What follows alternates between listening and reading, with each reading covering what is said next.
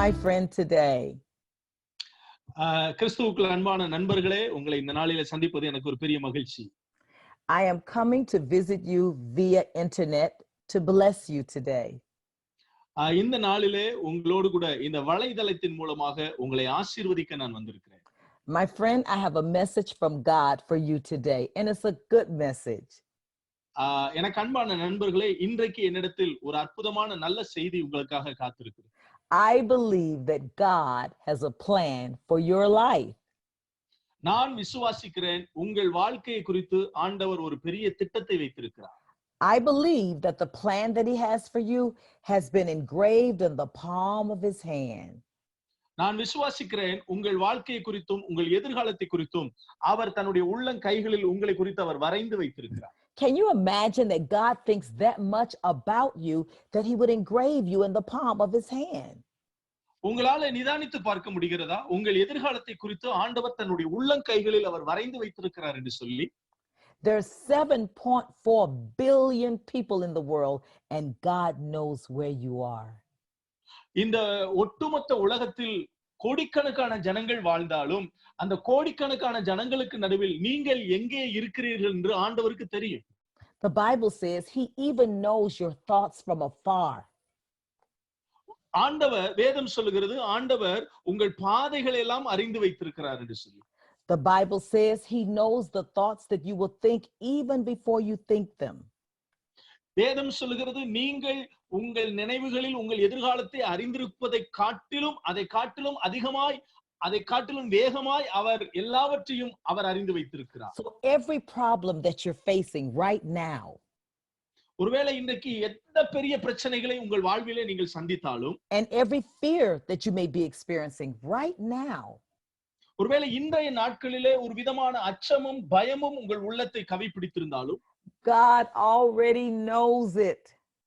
ஆனால் ஆண்டவர் எல்லாவற்றையும் அவர் அறிந்து வைத்திருக்கிறார். And he loves you so much. அவர் உங்களை அதிகமாய் நேசிக்கிறார்.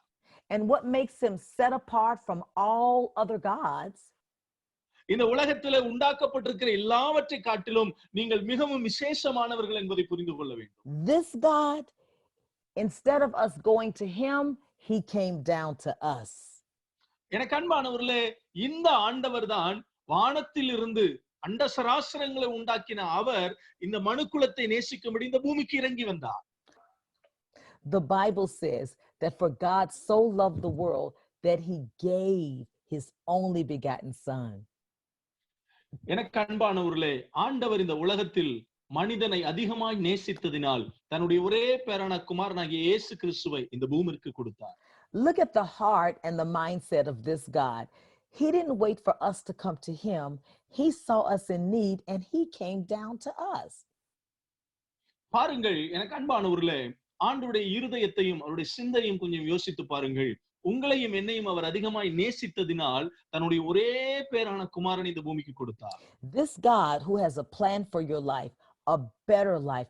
Let me tell you what he says to you, his letter to you. எனக்கு அன்பானவர்களே, இந்த ஆண்டவர் தான் உங்களுடைய எதிர்காலத்தை குறித்ததான ஒரு அற்புதமான திட்டத்தை அவர் வைத்திருக்கிறார்.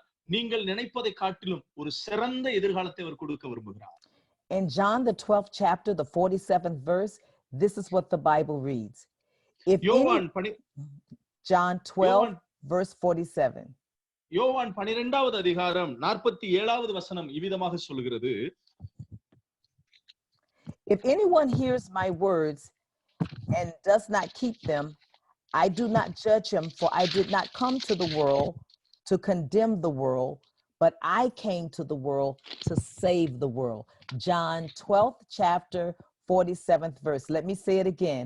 He says, I came not to the world to condemn the world, but I came to save the world. ஒருவன் என் வார்த்தைகளை கேட்டும் விசுவாசியாமற் போனால் அவனை நான் நியாயம் தீர்ப்பது இல்லை. நான் உலகத்தை நியாயம் தீர்க்க வராமல் உலகத்தை ரட்சிக்க வந்தேன் என்று ஆண்டவர் சொல்லுகிறார். யோவான் 12வது அதிகாரம் 47வது வசனத்தில் இந்த வார்த்தையை நாம் கவனிக்க முடியும்.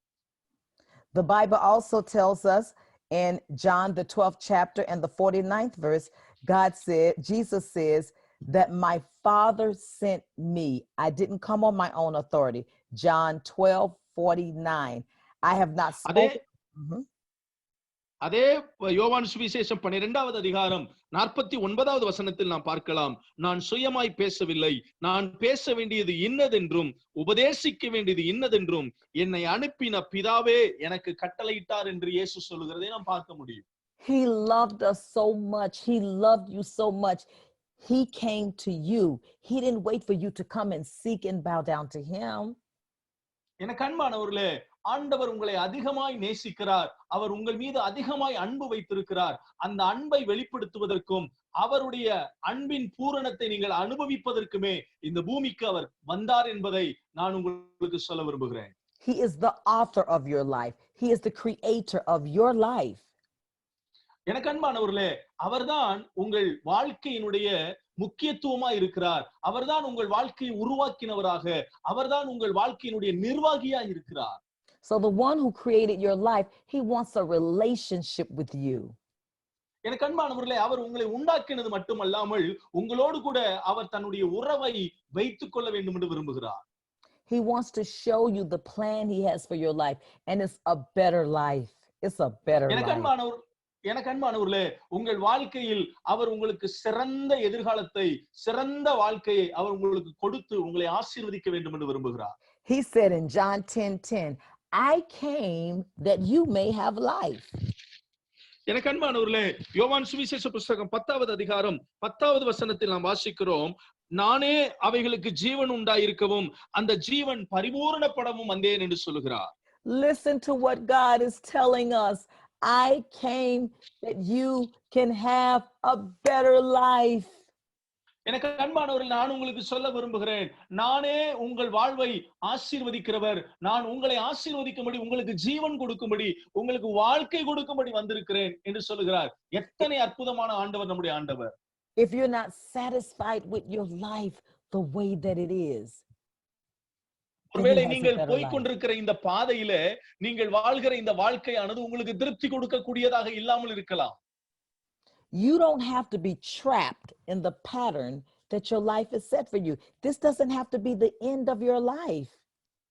எனக்கு அன்பானவர்களே, உங்கள் வாழ்க்கையில நீங்கள் அனுபவிக்கிற இந்த பிரச்சனைகளும் இந்த போராட்டங்களும் உங்கள் வாழ்க்கையை தொடர்ச்சியாக நீங்கள் சந்தோஷமாய் வாழ முடியாதபடிக்கு உங்களை நெருக்கக்கூடியதாக இருக்கலாம். And the way to embrace, the way to receive a better life is through his son Jesus Christ. எனக்கு அன்பானவர்களே, நீங்கள் போகிற இந்த வாழ்க்கையில, இந்த நெருக்கடியான இந்த காலகட்டத்தில, உபத்திரவம் நிறைந்த இந்த பாடுகள் நிறைந்த இந்த வாழ்க்கையில நீங்கள் சந்தோஷத்தையும் சிறப்பான வாழ்க்கையும் அனுபவிப்பதற்கு ஒரே ஒரு வழிதான் இருக்கிறது. அந்த ஒரு வழி இந்த உலகத்தில் மனிதனை நேசிப்பதற்காய் வந்ததான ஆண்டவராய் இயேசு கிறிஸ்துவினுடைய அந்த அந்த அந்த வழி மட்டும்தான். You're perhaps tired of the struggle. You're tired of trying to figure out your life. Let him carry you. எனக்கு அன்பானவர்களே, உங்கள் வாழ்க்கையில நீங்கள் சுமந்து வருகிற அதிகமான பிரச்சனைகள் ஊடாகவும் வேதனைகளின் ஊடாகவும் சோர்ந்து போயிருக்கலாம். ஆனால் உங்கள் பாரங்களை எல்லாம் இயேசு கிறிஸ்துவினிடத்தில் வைத்து அவரை நீங்கள் நேசிக்க, அவரை நீங்கள் ஏற்றுக்கொள்ள ஆரம்பிக்கும் போது அந்த சுமைகளுக்கு ஒரு விமோச்சனத்தை இயேசு தருகிறார். You have been looking at everything that's going on you around the world, looking at everything around, and you've been asking yourself some questions. ஒருவேளை இந்த உலகத்துல இப்படி நெருக்கடியான இந்த சூழ்நிலைகள் முழுவதும் நீங்கள் பார்த்து கொண்டிருக்கிற இந்த நேரத்துல நீங்கள் என்னிடத்தில் ஒரு கேள்வி கேட்க விரும்பலாம். And you're asking, what is all of this about? What is life all about? What is my life all about? ஒருவேளை இன்றைக்கு இத்தனை சூழ்நிலைகளுக்கு நடுவில் நான் எப்படி சிறப்பாக வாழ முடியும், எப்படி நான் ஆசீர்வாதமாக இருக்க முடியும் என்ற என்னிடத்தில் ஒரு கேள்வி நீங்கள் கேட்கலாம். You've even been asking questions about what does the future hold? What will life be like in the next few years? Where are we going as a planet? ஒருவேளை இன்றைக்கு இருக்கிற சூழ்நிலைகளுக்கு நடுவில் நான் எப்படி சிறப்பான வாழ்க்கை வாழ முடியும், நான் எப்படி ஒரு சிறந்த வாழ்க்கைக்கு என்னுடைய வாழ்க்கையை நான் நடத்த முடியும், இந்த உலகம் முழுவதும் சுற்றி இருக்கிற இந்த கோள்கள் எல்லாம் எந்த திசையை நோக்கி போகிறது என்றே எனக்கு தெரியாத ஒரு குழப்பத்தில் நான் இருக்கிறேனே, நான் எப்படி சிறப்பாக வாழ முடியும் என்று என்னிடத்தில் கேட்கலாம். I'm asking you to hear me, my friend. Listen to me. Come close. Listen.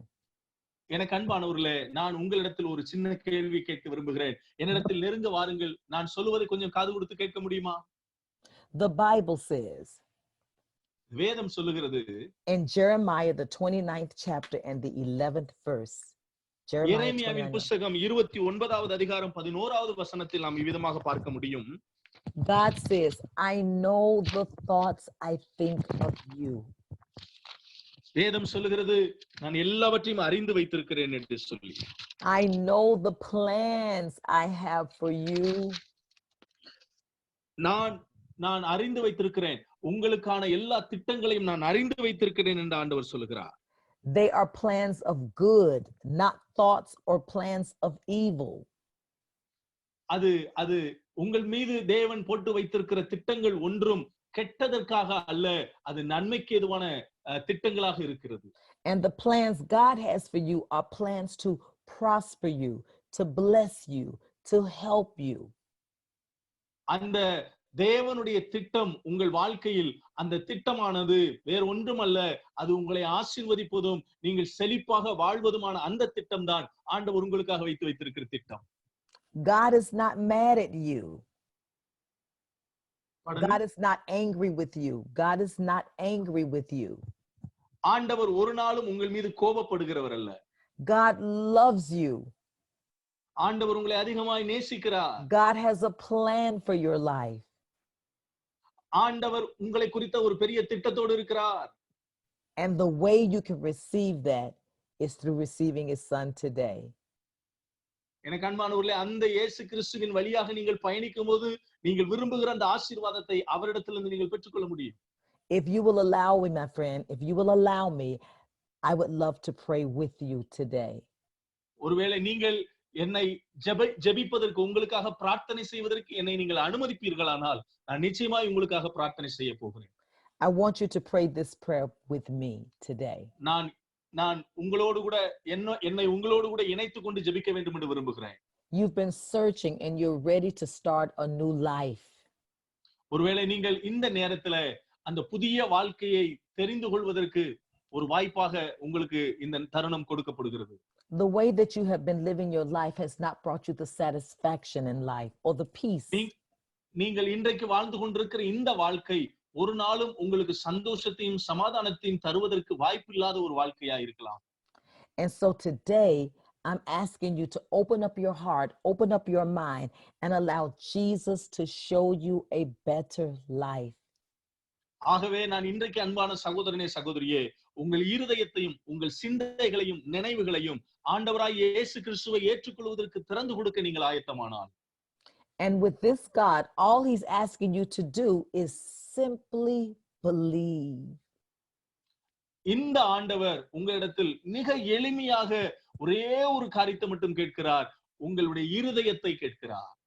It's so simple, even a child can receive him.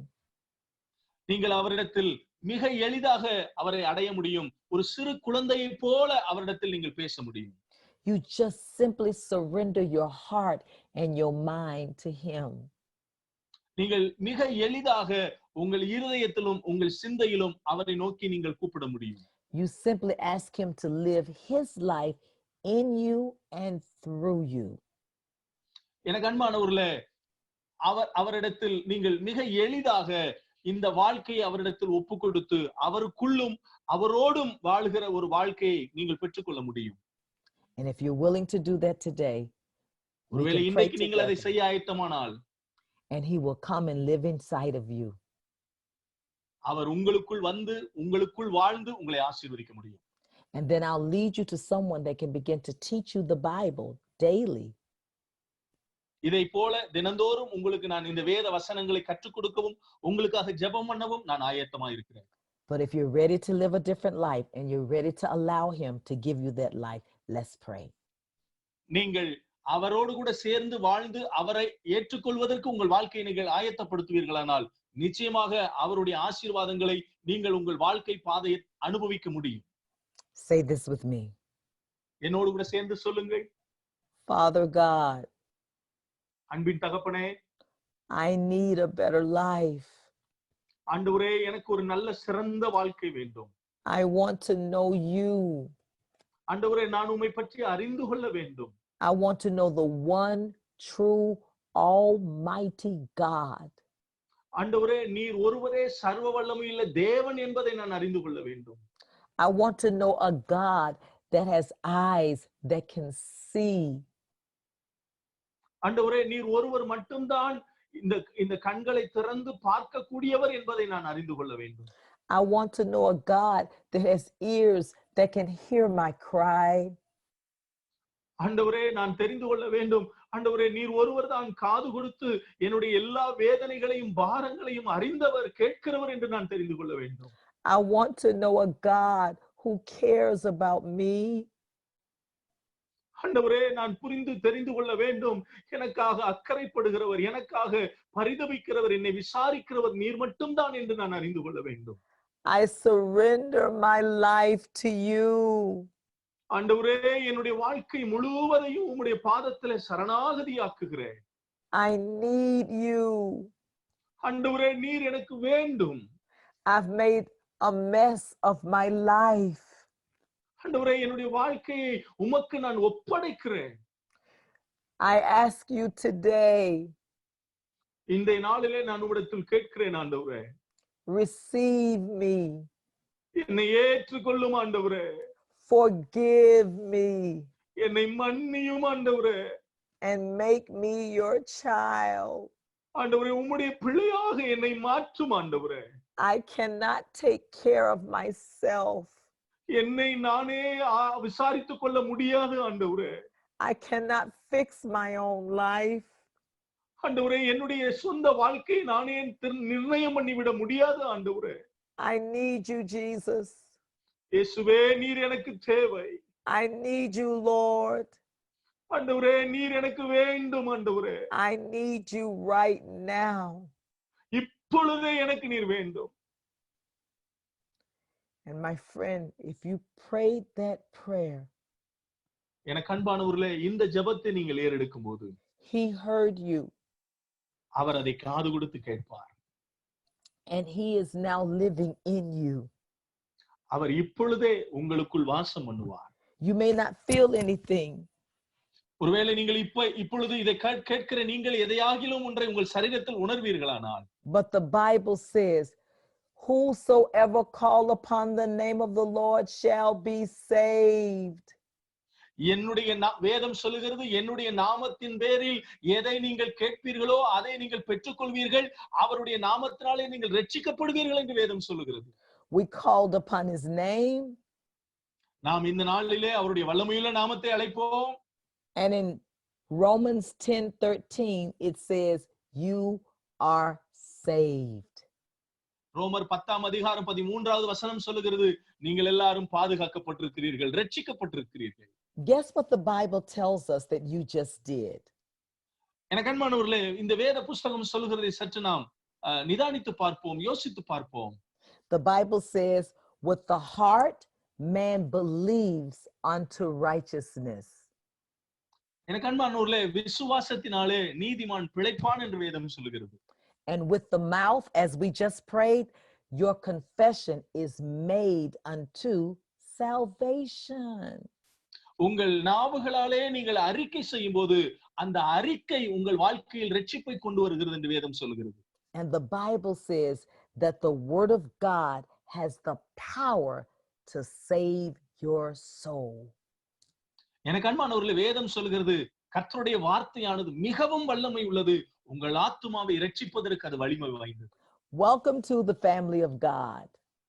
இந்த கிறிஸ்துவின் அன்பின் குடும்பத்திற்கு உங்களை அன்போடு கூட நாங்கள் வரவேற்கிறோம். Now every day, நான் இப்பொழுது எல்லா நாளிலும் you'll need to read your Bible, a Bible. ஒருவேளை உங்களுக்கு எல்லா நாளிலும் இந்த வேத வார்த்தைகள் தேவைப்படுகிறதா? So we'll get a Bible to you online. We can give you a Bible electronically online in your language. உங்களுடைய மொழியிலே இந்த வேதாகமத்தை வலைதளத்தின் மூலமாக ஆன்லைன் மூலமாக நாங்கள் உங்களுக்கு கொடுக்க விரும்புகிறோம். And I want to give you an email and a website where there's a pastor there that will pray with you, that will give you the word of God, and that will teach you. நான் இந்த நேரலையிலே இந்த வலைதளத்திலே உங்களுக்கு என்னுடைய mail ID, email ஐடியையும் என்னுடைய website ஐடியையும் நான் உங்களுக்கு தருகிறேன். அந்த வலைதளத்தில் நீங்கள் சிறப்பான பிரசங்கங்களையும் சிறப்பான வார்த்தைகளையும் ஜெபங்களையும் நீங்கள் கேட்டு அனுபவிக்க முடியும். So here's the information, and we're here to pray for you whenever you need prayer. இதுதான் உங்களுக்காக நான் சொல்ல விரும்புகிற நல்ல செய்தி. அது மட்டுமல்ல, உங்களுக்காக நாங்கள் ஜெபிக்க விரும்புகிறோம், உங்களுக்கு நாங்கள் ஊழியம் செய்ய விரும்புகிறோம். Thank you for allowing me to have this time with you today. இந்த நேரத்திலே நான் உங்களோடு கூட பகிர்ந்து கொள்வதற்கு, இந்த வசனங்களை பகிர்ந்து கொள்வதற்கு என்னை நீங்கள் அனுமதித்ததற்காக உங்களுக்கு நன்றி சொல்கிறேன். And there are other people that you know that will need prayer now, that are facing very tough times. Send this to them as well. Share this with them as well. ஒருவேளை இப்படிப்பட்ட ஏராளமான நெருக்கடியான இந்த சூழ்நிலையின் நடுவிலே இதை போன்ற பிரார்த்தனைகள் ஏராளமானவருக்கு தேவை என்று சொன்னால், நீங்கள் தாராளமாக இதை நீங்கள் பகிர்வு செய்யலாம். தாராளமாக மற்ற நண்பர்களுக்கு நீங்கள் இதை அனுப்பி வைத்து அவர்களையும் நீங்கள் இந்த ஜெபத்தில் இணைய பண்ணலாம். And a new life awaits you on the other side of your prayer. நீங்கள் மற்றவர்களுக்காக ஜெபிக்கும் பொழுது இன்னும் புதிய வாழ்க்கையை நாம் ஆண்டவர் மூலமாக பெற்றுக்கொள்வதற்கு வாய்ப்பாக இருக்கும். God bless you. கர்த்தர் உங்களை ஆசீர்வதிப்பாராக.